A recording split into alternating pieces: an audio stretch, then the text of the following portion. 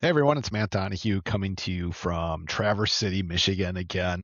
This will be my last weekly update from northern Michigan, and it's surprising because it's just as hot here as it is in San Antonio right now. So we brought the heat with us apparently when we came up here. Next week I'll be back in San Antonio, back to our regular confines.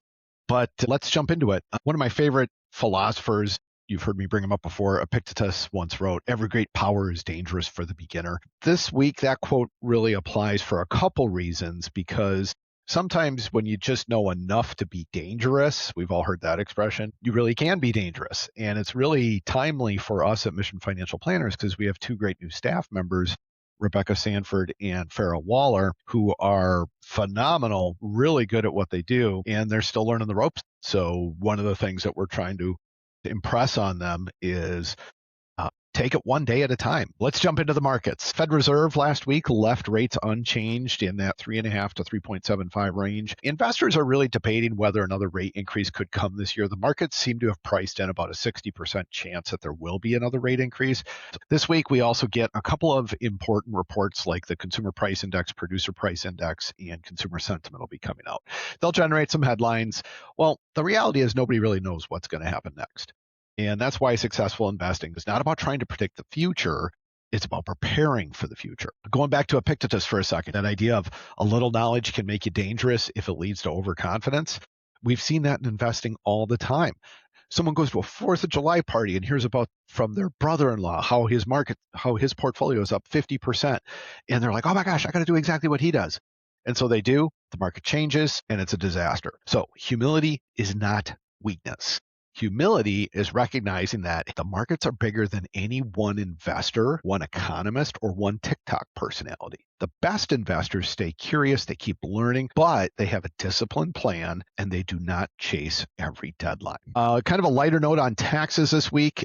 It's really just on the idea of teaching kids about money. And one suggestion I like is really simple. Instead of giving an allowance, have them earn it. Responsibility, some work, teach them to save, teach them to give, teach them the difference between wants and needs.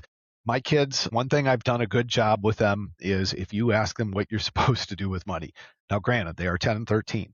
If you ask them what they're supposed to do with money, they will instantly say, save it. So I've taught them to save, right? Now it's teaching them to recognize, hey, you've got to be a little bit generous, but you also have to take care of yourself and really recognize the difference between wants and needs. Those lessons will become very valuable later on in life, as we all know. Extended care planning, a little bit of a focus on that this month. If you have aging parents, start having conversations with them about healthcare wishes, power of attorney, estate documents. Where is the important financial information stored?